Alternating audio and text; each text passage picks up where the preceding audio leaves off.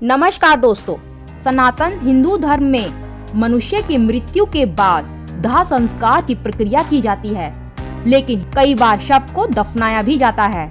हिंदू धर्म में साधु और बच्चे के शव का दाह संस्कार ना करके उन्हें दफनाया जाता है। साधु के शव को दफनाने के बाद उस स्थान पर समाधि भी बनाई जाती है, जबकि बच्चे के शव को दफनाने के बाद कोई समाधि नहीं मिलती है।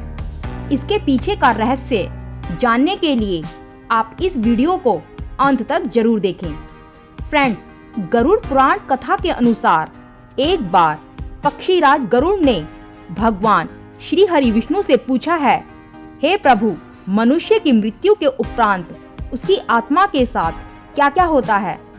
यह तो आपने मुझे अच्छी तरह से समझाया है, लेकिन अगर किसी स्त्री का गर्भपात हो जाए या फिर यदि जन्म के बाद 2 वर्ष की उम्र तक किसी बालक या बालिका की मृत्यु हो जाए तो उस नवजात बालक की आत्मा के साथ क्या क्या होता है?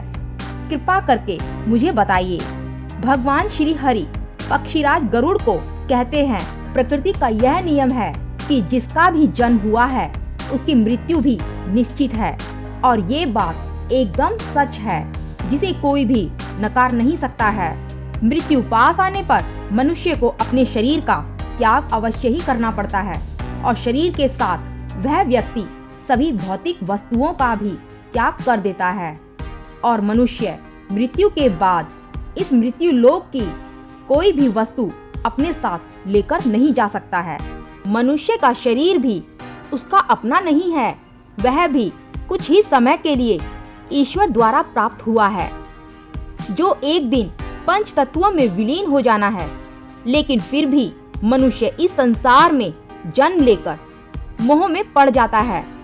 मृत्यु के बाद भी उसका उन वस्तुओं के प्रति मोह नहीं छूटता है, और ऐसे में जब तक मनुष्य सांसारिक वस्तुओं का मोह त्याग करके संपूर्ण रूप से ईश्वर को अपना नहीं लेता, तब तक अलग अलग योनियों में जन्म लेकर इस पृथ्वी लोक पर ही भटकता रहता है। कभी कभी यह मोह इतना अधिक होता है कि वह मृत्यु के बाद भी इसी पृथ्वी लोक पर भ्रमण करता रहता है, मतलब वह प्रेत योनि धारण करता है। संतों में भी उनकी आत्मा को उनके नश्वर शरीर से कोई लगाव नहीं होता है, क्योंकि अपनी कठोर तपस्या और आध्यात्मिक शक्ति की वजह से अपने शरीर की सभी इंद्रियों पर कंट्रोल कर लेता है, यानी काम, क्रोध, लोभ, मोह, अहंकार, इन सभी पर विजय प्राप्त कर लेता है। ऐसे में उस शरीर में उपस्थित आत्मा को उस शरीर से कोई लगाव नहीं रह जाता है, और जब ऐसे मनुष्य की मृत्यु हो जाती है तो वह बिना किसी बाधा के अपने शरीर को त्याग कर परम धाम को चली जाती है। जब भी मनुष्य जन्म लेता है तो वह 2 वर्ष की उम्र तक दुनियादारी और इस संसार की मोह माया से दूर रहता है। ऐसी अवस्था में उसके शरीर में बैठी आत्मा को उस शरीर का मोह नहीं होता है।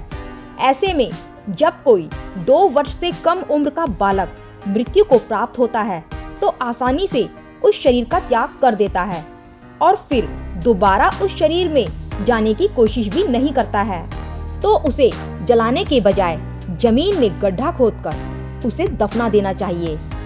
कि मनुष्य की जैसे जैसे उम्र बढ़ती जाती है और वो मनुष्य मोह माया के बंधन में फंस जाता है, और शरीर में मौजूद आत्मा को उस शरीर से मोह होने लगता है, और मृत्यु के बाद भी उस शरीर में तब तक दोबारा जाने की कोशिश करता रहता है कि जब तक मरे हुए शरीर को जला ना दे।